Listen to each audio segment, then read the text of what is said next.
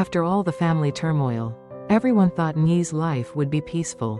But a new pain suddenly struck, and this time, it happened in the place everyone thought was the safest, school.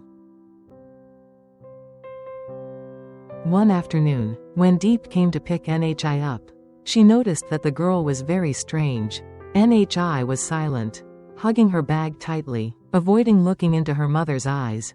When she got home, Nhi quickly ran to her room and locked the door. James and Diep were worried. They knocked on the door for a long time before hearing Ny's choked voice, "I don't want to go to school anymore."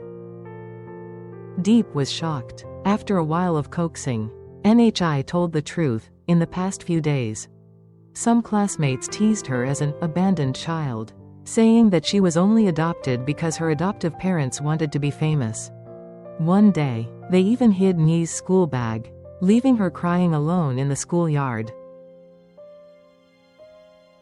James's face darkened after hearing this. He hugged his son. "You did nothing wrong. You don't deserve to be treated like this. Your parents won't let this continue."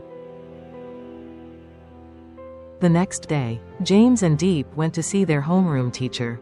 The teachers were surprised and immediately promised to deal with the bullying seriously. At the same time, James asked to meet the parents of the students who had teased him. The meeting was initially quite tense, with some parents defending their children, saying that Nhi was too sensitive. James calmly said, "We don't want to create more hatred between you guys. We just want you guys to learn to respect each other." Those sincere words made many parents speechless. At the end of the session, the group of friends were asked to apologize to Nhi in front of the class. At first Nhi just bowed her head, not daring to look at her, but James nodded in encouragement. Finally, Nhi said softly, "I forgive you, but I hope you don't do that to anyone else again." At that moment, the class was silent. One of the friends who had teased Nhi suddenly came up and held her hand. "Sorry, Nhi.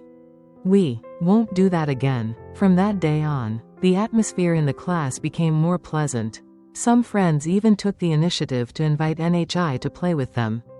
For the first time, Nhi felt that she had real friends. In the evening, when the whole family gathered, Nhi confidently said, "I didn't cry today. I feel much stronger." James and Diep looked at each other, smiling happily. They understood that Nhi was gradually growing up, learning to protect herself, and in their hearts, the belief was even stronger. As long as the family always held hands, no challenge could defeat her.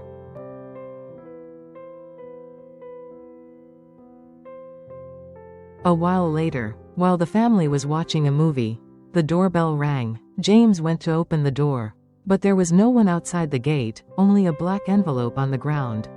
He picked it up and opened it. Inside was a hastily written note. "The debt has not been paid. Don't think you can hide forever. If you don't want the child to get into trouble, prepare the money." Diep was panicked, while Nhi was scared, clinging tightly to her mother. James calmly reassured both of them. "It's okay. Dad will handle this." The next day, James asked a close friend who worked in the law and security industry to help investigate.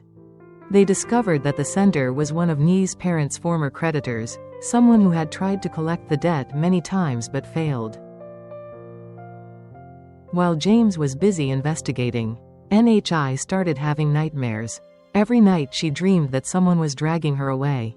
Diep was worried and decided to let Nhi take a few days off from school to stabilize her mind. But that very day, when Diep took Nhi for a walk, a strange man suddenly appeared and blocked their way. Diep trembled and immediately called James. That night, James decided to report to the police.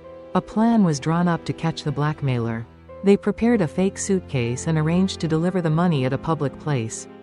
The next night, James went to the meeting place. The man appeared and was about to take the suitcase when the police arrived and restrained him on the spot.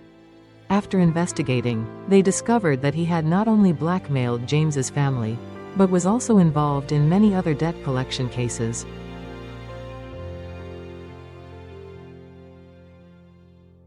when NHI heard that the bad guy had been caught. She hugged James. "Dad is my hero." James smiled and patted her head. "The real hero is you, NHI. Because you bravely spoke out your fears. We were able to protect you to the end."